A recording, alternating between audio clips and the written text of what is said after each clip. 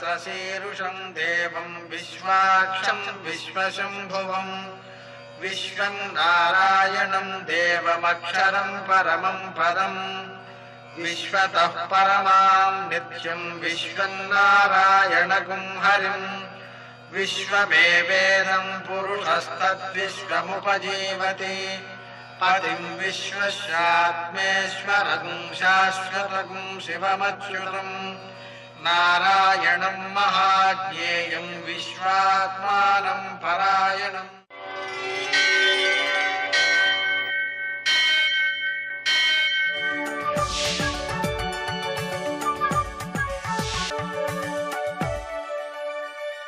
सूर्यशौर्यमथेन्दुरिन्द्रपदवी सन्मङ्गलं मङ्गलम्। मृत्युंजयाय रुद्राय नीलकंठाय संभवे अमृतेशाय सर्वाय महादेवाय ते नमः। सर्वमंगलमांगल्ये शिवे सर्वार्थसाधिके शरण्ये त्र्यंबके देवी नारायणि नमोस्तुते। నేటి కాలమాన విశేషాలను గమనిద్దాం. స్వస్తి శ్రీ చాంద్రమాన విజయనామ సంవత్సరం దక్షిణాయనం వర్ష ఋతువు శ్రావణమాసం కృష్ణపక్షం సోమవారం. సూర్యోదయం 6:05 సూర్యాస్తమయం 6:26 తిథి ద్వాదశి మధ్యాహ్నం 1:27 వరకు. నక్షత్రం పుష్యమి రాత్రి 2:41 వరకు. వర్జం ఉదయం 9:03 నుంచి 10:49 వరకు. దుర్ముహూర్తం మధ్యాహ్నం 12:40 నుంచి 1:30 వరకు. మరల మధ్యాహ్నం 3:08 నుంచి 3:58 వరకు. అమృతకాలం రాత్రి 7:38 నుంచి 9:24 వరకు. రాహుకాలం సోమవారం కాబట్టి ఉదయం 7:30 నుంచి 9 గంటల వరకు. నేటి విశేషాలు: శివనక్తం, అలాగే ప్రదోషం. ప్రదోషం అన్నప్పుడు సాయంకాలం సూర్యాస్తం అయిపోయిన తర్వాత 1:12 లోపల శివునికి ఆరాధన, అలాగే అభిషేకం, అలాగే కనీసం నామస్మరణ, ఇవన్నీ కూడా ఉత్తమ ఫలితాలను అందజేస్తాయి.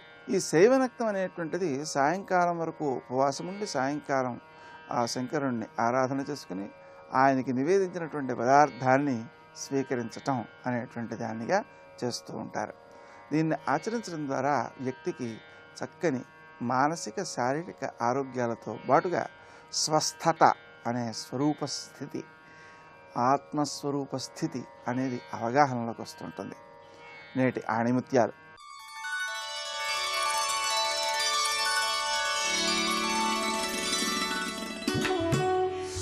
పురాణాల లక్ష్యం ఉన్నత సత్యాలను బోధించడం, అందుకే అవి పరమ ప్రమాణాలు.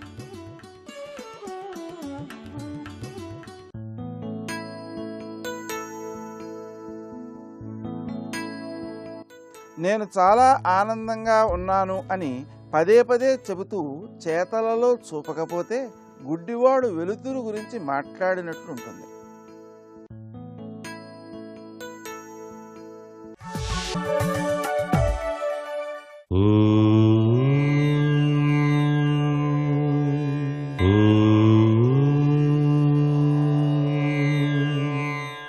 ఓం నమో నారాయణాయ. ఓం నమః శివాయ. శ్రీమాత్రే నమః. శ్రావణ మాసంలోని 4 సోమవారాలు అత్యంత ప్రీతివంతమైనటువంటి తత్వాన్ని ప్రసాదిస్తాయి. ఎవరైతే ఈ 4 సోమవారాలు కూడాను సాక్షాత్తు పరమేశ్వరుణ్ణి పంచామృత ద్రవ్యాలతో అభిషేకార్చన చేసి నమక చమక పారాయణాదులు గనక నిర్వహించినట్లయితే, ఆ యొక్క అమృతతుల్యమైనటువంటి తీర్థాన్ని గనక సేవించినట్లయితే, ఆశుతోషుడు అభయంకరుడైనటువంటి ఆ పరమేశ్వరుడు తన దివ్యవంతమైన అనుగ్రహ కటాక్ష వీక్షణాల్ని ప్రసరింపచేస్తాడు.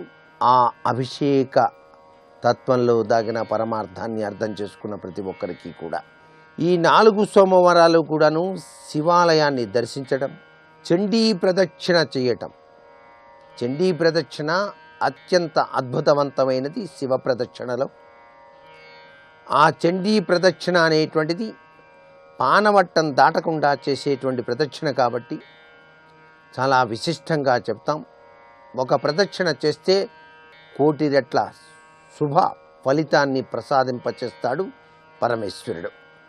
అలాగే సోమవారం నాడు తుమ్మి పూలను సేకరించి తుమ్మి పువ్వులతో గనక స్వామిని అష్టోత్తర నామావళి చేస్తూ దానికి తోడుగా త్రిదళం, త్రిగుణాకారం, త్రిజన్మ పాప సంహారం, త్రినేత్రంచ త్రయాయుధం, ఏకబిల్వం శివార్పితం అంటూ బిల్వ పత్రాన్ని ఆ యొక్క పరమేశ్వరునికి కనుక సమర్పించినట్లయితే, బిల్వ వృక్షం కనుక మీ ఇంటి ముంగిట ఉంటే ఒక చెంబెడు నీళ్లు పోసినా కూడా అభిషేకం చేసిన సత్ఫలితాన్ని మీరు పొందుతారు.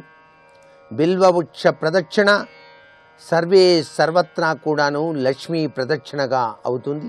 లక్ష్మీదేవి యొక్క దివ్యానుగ్రహ తత్వాన్ని ప్రతి ఒక్కరూ కూడాను సంపాదించుకోవడానికి బిల్వవృక్ష ప్రదక్షిణ సర్వే సర్వత్రా కూడాను మానవాళికి శుభదాయకం అని చెప్పేసి గుర్తెరగాలి. అటువంటి బిల్వ వృక్షాన్ని స్వీకరించి దానిపైన గంధాన్ని వ్రాసి ఆ గంధం పైన నమశివాయ అని చెప్పేసి 11 సార్లు మీరు చేతిలో పెట్టుకొని ధ్యానం చేసి ఆ బిల్వ దళాన్ని గనక పరమేశ్వరునికి గనక సమర్పణ చేసినట్లయితే పంచామృతాలతో అభిషేకము పంచముఖ పరమేశ కరుణించము అన్న చందంగా పరమేశ్వరుడు తన దివ్యానుగ్రహ తత్వాన్ని ప్రసాదింపచేస్తాడు సుమా. సర్వే జనా సుఖినో భవంతు.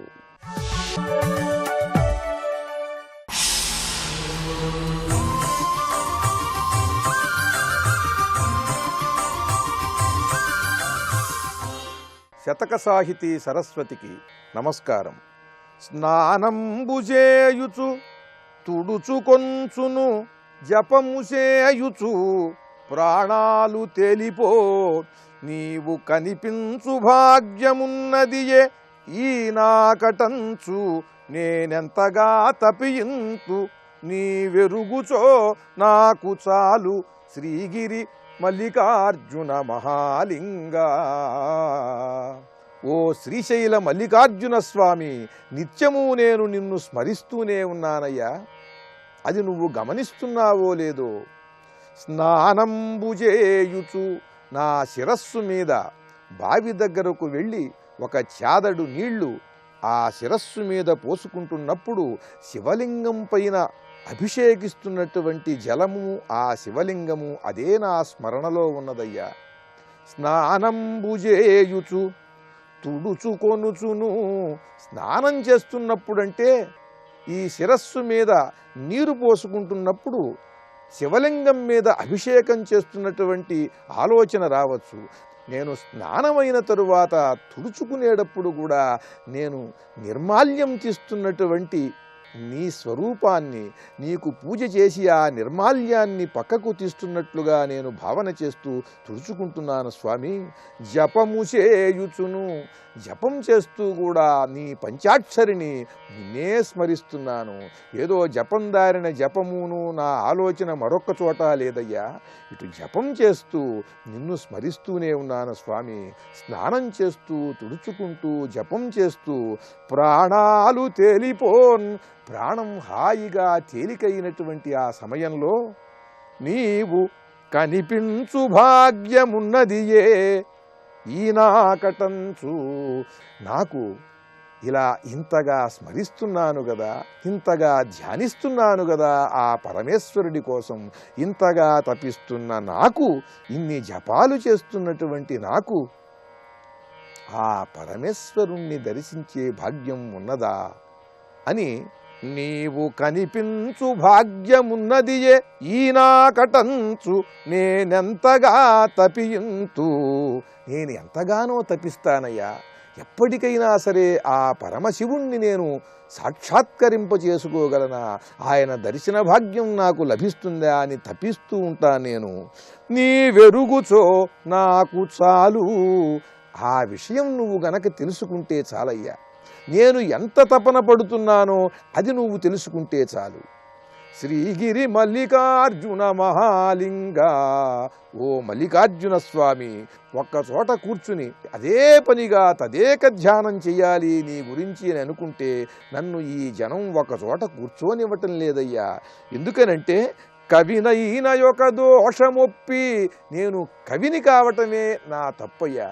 కనుక ఆ సభకని ఈ సభకని వీరు నన్ను తీసుకుని వెడుతున్నారు. ఒక చోట కూర్చుని ధ్యానం చేద్దామంటే అది కుదరటం లేదు. ఒక చోట కూర్చుండనీదు సంసారమో స్వామి, నాకున్నటువంటి సంసార బాధ్యతలు కూడా వారెవరన్నా పిలిస్తే వెళ్ళవలసిన పరిస్థితే ఉంది, కానీ నేను రాను అని చెప్పి నిన్ను ధ్యానించేటట్టుగా నా సంసారం లేదయ్యా. సంసార బాధ్యతలు కూడా ఏదో సభకి వెళ్ళి వస్తేనే సాగేటట్టుగా ఉన్నాయి.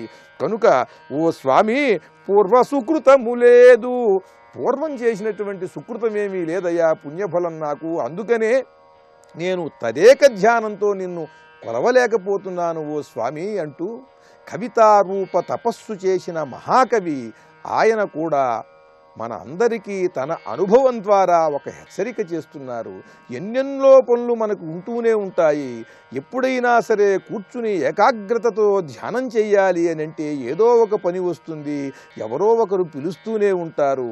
అయినా సరే ఏదో ఒక విధంగా సమయాన్ని కుదుర్చుకుని పరమేశ్వరుణ్ణి ధ్యానించాలి అని అంటూ మనందరికీ సూచిస్తూ చమత్కారంగా చక్కని తెలుగు పలుకుబడులతో, ఆర్తితో, భక్తితో, వైరాగ్యముతో, వేదాంత భావనలతో, గొప్ప గొప్ప కల్పనలతో చక్కని శతకాన్ని వ్రాసి మనకు అందించిన విశ్వనాథ సత్యనారాయణ గారి శ్రీగిరి శతకంలోని మరి ఒక పద్యం గురించి రేపు ఉదయం తెలుసుకుందాం. ఓం నమః శివాయ. బ్రహ్మ కడిగిన పాదము, బ్రహ్మము తానెని పాదము, బ్రహ్మ కడిగిన పాదము, బ్రహ్మము తానెని పాదము. శ్రీ వెంకటాచలాధీశం శ్రియాధ్యాసితవక్షసం శ్రితచేతనమందారం శ్రీనివాసమహం భజే, శ్రీనివాసమహం భజే. శివాయ గురవే నమః. శ్రీమాత్రే నమః. శ్రీ విష్ణురూపాయ నమః శివాయ. ఇందిర వడ్డించ ఇంపుగను చిందక ఇట్లే భుజించవో స్వామి. స్వామివారి యొక్క భోగ నివేదన అనబడే సేవని అన్నమాచార్యుల వారు ఎన్ని రకాల వర్ణించారో చెప్పుకుంటూ ఇక్కడ అలమేలమంగ వడ్డించినది అనే విషయాన్ని ప్రత్యేకంగా ప్రస్తావించారు ఆయన. అంటే అమ్మవారు మహాలక్ష్మి ఇక్కడ పాకాధ్యక్షురాలు. దీనికి సంబంధించి ఆలయంలోనే ఒక ప్రత్యేకత మనకు కనబడుతున్నది. ఇప్పుడు సరిగ్గా పాకశాల దగ్గర వకుళమాత అనే పేరుతో ఒక విగ్రహం ఉన్నది. చాలామంది వకుళమాత అని నమస్కరిస్తూ ఉంటారు. వకుళమాత అనగా దీనికి ఒక పౌరాణిక కథను కూడా మనకి చెప్తూ ఉంటారు. యశోదమ్మగా స్వామివారి యొక్క కృష్ణావతారంలో ఉన్నటువంటి తల్లి ఈ అవతారంలో వకుళమాలిగ్గా వచ్చినదని, ఆ వకుళమాత ఇక్కడ తల్లి పిల్లవాడి యొక్క ఆఖరి కనిపెట్టుకుని భోజనాన్ని ఏర్పరిచినట్లుగా ఇక్కడ ఈ పాకశాల దగ్గర ఉంటూ అన్ని రకాల పాకములకు అధ్యక్షురాలుగా ఉంది అని ఒక పౌరాణిక కథను ఆధారం చేసుకుని వకుళమాత అని పిలుస్తూ ఉంటారు. ఈ వకుళమాత మూర్తి ఎలా ఉంటుందంటే పై రెండు చేతులతో కమలమును పట్టుకుని క్రింది రెండు చేతులతో వరద అభయ ముద్రలు ధరించినటువంటి మూర్తి. అయితే నిజానికి ఆగమశాస్త్ర ప్రకారంగాను చారిత్రకంగాను పరిశీలిస్తే ఈ వకుళమాత కథ పురాణాధారమే తప్ప విగ్రహ ప్రకారంగా చూస్తే ఇది లక్ష్మీదేవి యొక్క మూర్తి. ఇది లక్ష్మీదేవి అనే చెప్పాలి. ఎందుకంటే ఇప్పటికీ ఈ తల్లికి పాచక లక్ష్మి, పచన లక్ష్మి అనే పేరుతో వ్యవహరిస్తూ ఉంటారు. అదేవిధంగా మాడపల్లి నాచ్యార్, మఠపల్లి నాచ్యార్ అని కూడా అనడం ఉన్నది. ఇన్ని పేర్లతో పిలువబడుతూ ఉంటుంది.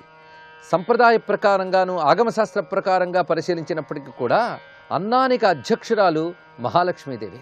పూరిలో కూడాను ప్రసాదానికి మహాలక్ష్మి అక్కడ అధ్యక్షురాలుగా ఉన్నది. అదేవిధంగా ఇక్కడ కూడా మహాలక్ష్మి అధ్యక్షురాలుగా ఉన్నది. అన్నమయ్య కాలానికి కూడా ఈ తల్లి అలమేలమంగగా మహాలక్ష్మిగా వ్యవహరింపబడుతున్నది అనే దానికి వ్యవహారం మనకు కనబడుతున్నది.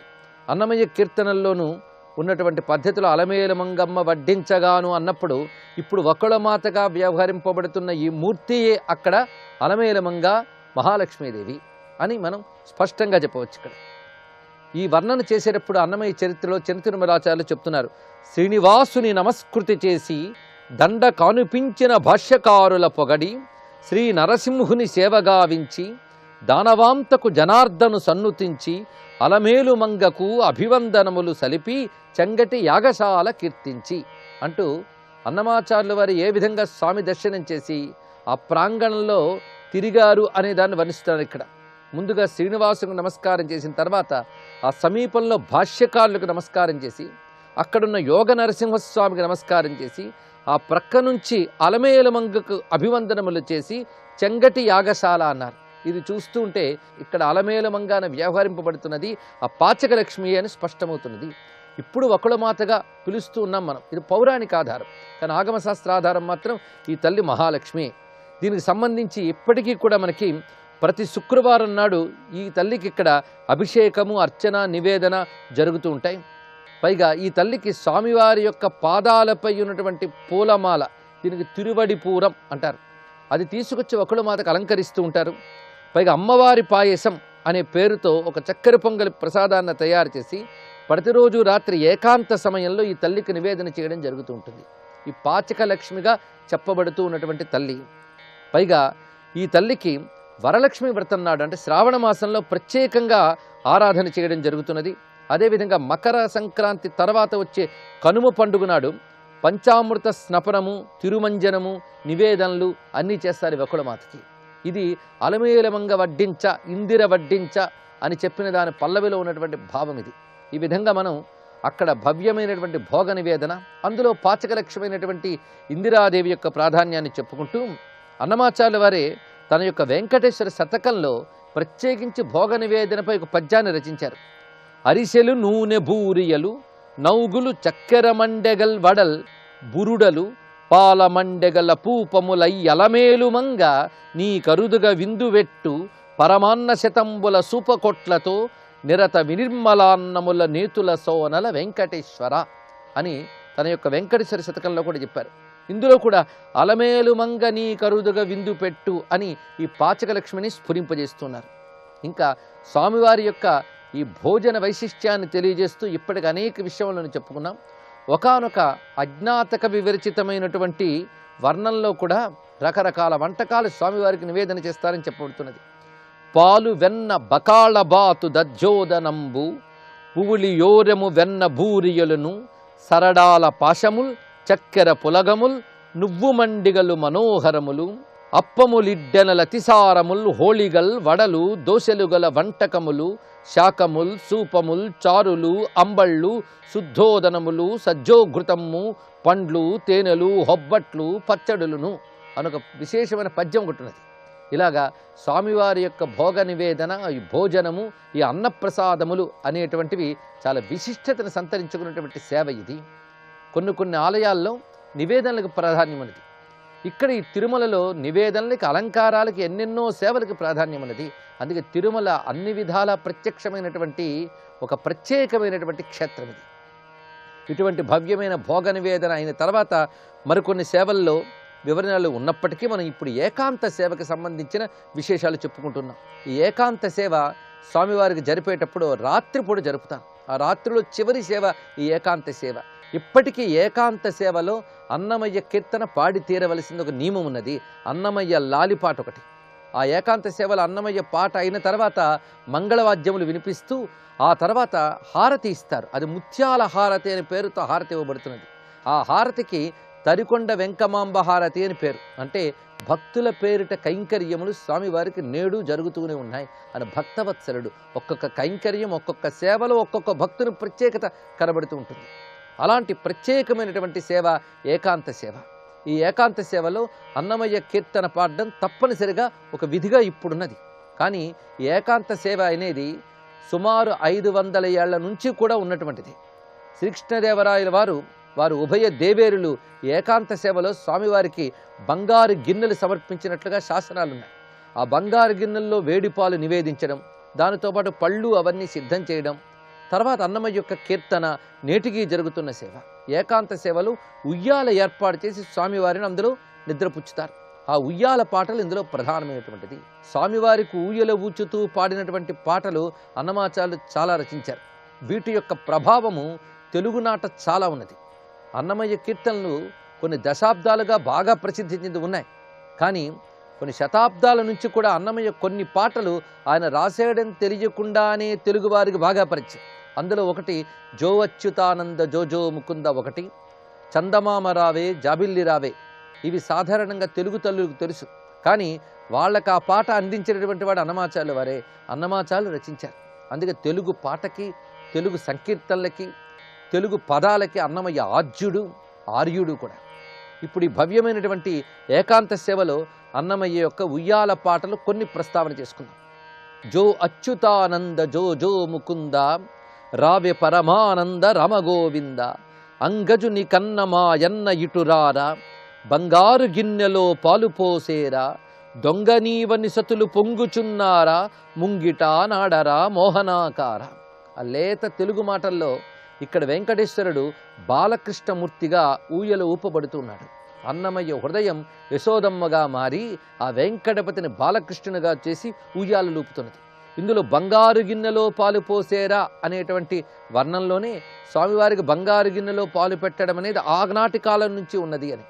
అంగజుని కన్నమాయన్న అనడంలో ఒక ప్రత్యేకత ఉన్నది. అంగజుడు అంటే మన్మథుడు, మన్మథుని కన్నవాడు అంటే మన్మథునికి తండ్రి అని. మన్మథుడు లక్ష్మీనారాయణ పుత్రుడు అని చెప్పబడుతుంటాడు. పైగా మన్మథుడికి తండ్రి అంటే అనడంలో మరొక విశేషం ఉన్నది. లోకంలో వాడి బాబు అని అంటూ ఉంటాం. వాడి బాబు అంటే గుణంలో వాడికంటే గొప్పవాడని అర్థం. అదేవిధంగా అంగజుని కన్నమాయన్న అన్నప్పుడు మన్మథుని కన్న తండ్రి అంటే సౌందర్యంలో మన్మథుడిని మించిపోయినవాడు. ఆ మన్మథుడికి వచ్చిన అందం కూడా ఆ నారాయణ యొక్క అందంలో ఒక అంశం మాత్రమే. నారాయణుడు పరిపూర్ణ సౌందర్యవంతుడు. అందుకు అంగజుని కన్న అనడంలోనే ఆ వెంకటపతి యొక్క సౌందర్యాన్ని భావన చేయడం కనబడుతున్నది. బంగారు గిన్నెలో పాలు పోసేరా దొంగనీవని సతులు పొంగుచున్నారా. ఇక్కడ కృష్ణ పరమాత్మకి ఆ దొంగ అనేటువంటిది ఒక అందమైన బిరుదు కూడా. ఆ పాల వెన్నెల దొంగ అతడు. అందుకే ఇప్పుడు పాల గిన్నె పెట్టేటప్పుడు ఆ పాల దొంగని తలంచుకుంటున్నారు. వెంకటపతికి కృష్ణావతారానికి చాలా అనుబంధం ఉన్నది.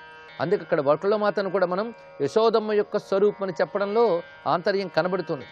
పైగా ఇప్పటికీ ధనుర్మాసంలో మాత్రం ఆ ఏకాంత సేవలో ఉయ్యాలలో కృష్ణమూర్తినే పెడతారు. మిగిలిన సమయాల్లో అయితే వెంకటేశ్వరుని యొక్క భోగ శ్రీనివాసమూర్తి అని చెప్పబడే ఉత్సవమూర్తిని అందులో పెడతారు. కానీ ఒక ధనుర్మాసంలో మాత్రం కృష్ణ పరమాత్మ యొక్క మూర్తినే పెడతారు. అందుకే వెంకటపతి కృష్ణస్వరూపంగానే భావన చేస్తూ అన్నమయ్య ఇక్కడ ఆ కృష్ణునికి జోలపాటగానే రచించుతూ ఉన్నారు.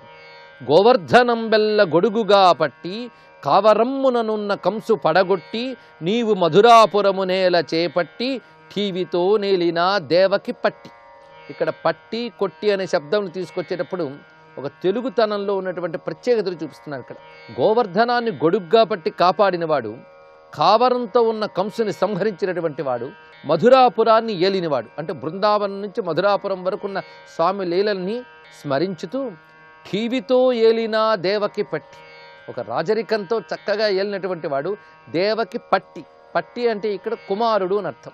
పట్టి శబ్దానికి అనేక రకాల అర్థములు. పట్టుకునే ఒక అర్థము, కుమారుడు అని ఒక అర్థము. అందుకే ఠీవితో నేలిన దేవకి పట్టి.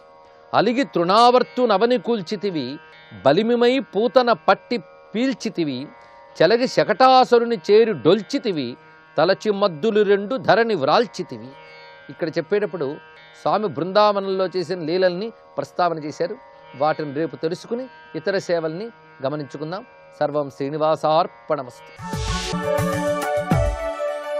భజ గోవిందం భజ గోవిందం భజ గోవిందం గోవిందం భజ మూఢమతే. శ్రీ మహాగణపతే నమః. శ్రీ సరస్వతీ నమః. శ్రీపాదవల్లభ నృసింహ సరస్వతి శ్రీ గురుదత్తాత్రేయాయ నమః. సురమందిరతరుమూల నివాసః శయ్యాభూతలమజినం వాసః సర్వపరిగ్రహ భోగత్యాగః కస్య సుఖం న కరోతి విరాగః.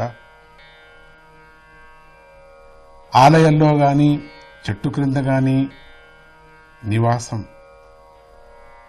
కటిక నేలే పరుపు, లేడి చర్మమే వస్త్రం, ఉన్న భోగాలన్నిటినీ విడిచిపెట్టడం, ఇవన్నీ ఎవరికి సుఖం కలిగించవు. వైరాగ్యం అందరికీ సుఖాన్ని ఇస్తుంది. మనోవికారం నుంచి బయటపడటమే స్వాతంత్ర్యం. ఈ శ్లోకంలో దాన్నే ఉపదేశించారు. కోరికలు, విషయాసక్తి మొదలైన వాటి నుండి బయటపడటం అంత తేలిక విషయం కాదు. అలా బయటపడ్డవాడికి ఎలాంటి ఆడంబరాలు కూడా ఉండవు. అభిలాషలు వాటంతటి వాడే తొలగిపోతాయి. అలాంటి వాడి జీవితమంతా సాదాసీదాగా ఉంటుంది. అలాగాక విషయాలను కొంచెం పెంచుకుంటే చాలు, అవి తెగ పెరిగిపోయి పూర్తిగా మనిషిని ఇబ్బందుల్లో పెట్టేస్తాయి. నాలుకకు కొంచెం రుచి చూపిస్తే చాలు, తెగ తినేస్తుంది. దాంతో పొట్టకే వస్తాయి తిప్పలు. పోగు చేసుకున్న కొద్దీ బాధపడాల్సి వస్తుంది. అది లేకపోతే ఎలా, ఇది లేకపోతే ఎలా అనుకోవటమే బంధాన్ని పెంచుకోవటం. అలా కాక ప్రాపంచిక సుఖాలన్నిటినీ క్రమంగా దూరం చేసుకుంటూ పోవాలి. వాటి మీద ఆసక్తిని పూర్తిగా విడాలి.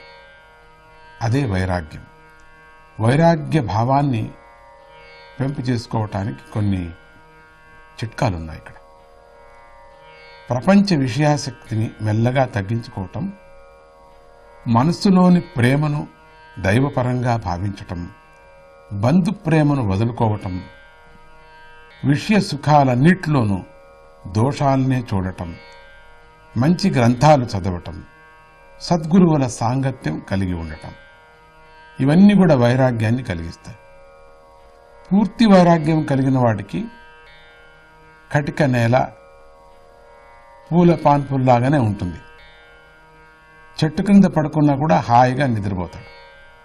వాడికి కట్టుకోవటానికి ఇస్త్రీ మడతలు అక్కర్లేనే లేదు. చర్మం కట్టుకొని ఆనందపడుతూ ఉంటాడు. అసలేది అనుభవించాలనేటువంటి కోరిక కూడా ఉండదు. అది బాగుంది ఇది బాగుందనిలే భావన కూడా ఆయనకు ఉండనే ఉండదు. నిజం చెప్పాలంటే సుఖం కలిగించేది వైరాగ్యమే. కనుకనే సుభాషితంలో భోగే రోగ భయం కులే చ్యుతి భయం అంటూ ఒక్కొక్క దానిలో ఉన్న భయాల్ని వివరించారు. అన్నీ కూడా అనుభవిద్దామంటే జబ్బు చేస్తుందని ఒక భయం, కులానికి ఎక్కడ పతనం జరుగుతుందో అని భయం, ధనానికి రాజు వల్ల భయం, అభిమానానికి ధైర్యం కలుగుతుందేమో అని భయం, బలవంతుడికి శత్రువుల వల్ల భయం, అందానికి ముసలితనం వల్ల భయం, శాస్త్రం చదివితే ఎవరేం వాదిస్తారో అనేటువంటి భయం, మంచి గుణానికి దుర్మార్గుని వల్ల భయం, శరీరానికి మృత్యు భయం. లోకంలో ఏ వస్తువును చూసినా భయమే. ఏమాత్రమూ భయం లేని ఆ వైరాగ్యం ఒక్కటే అన్నారు. ఇది నిర్భయము అని. వైరాగ్యాన్ని అభ్యాసం చేశామంటే ఆ వైరాగ్యం అంటే ఆశ లేకపోవడం. ఎప్పుడు ఆశను పెంచుకోకుండా ఉంటున్నామో అది నిజమైనటువంటి సుఖం. సుఖం అంటే అదేనే. ఏదో సుఖం అంటే ఏసీలో పడుకోవటం అనుకున్నాం, పంచభక్ష పరవాన్నాలు తినటం అనుకున్నాం. ఏది రుచిని నాలుకకు చేసుకోకపోవటం, శరీరానికి వెచ్చదనం చల్లదనం అనే భావన పెంచుకోకపోవటమే నిజమైనటువంటి సుఖం. అదే వైరాగ్యం. జై గురుదత్త.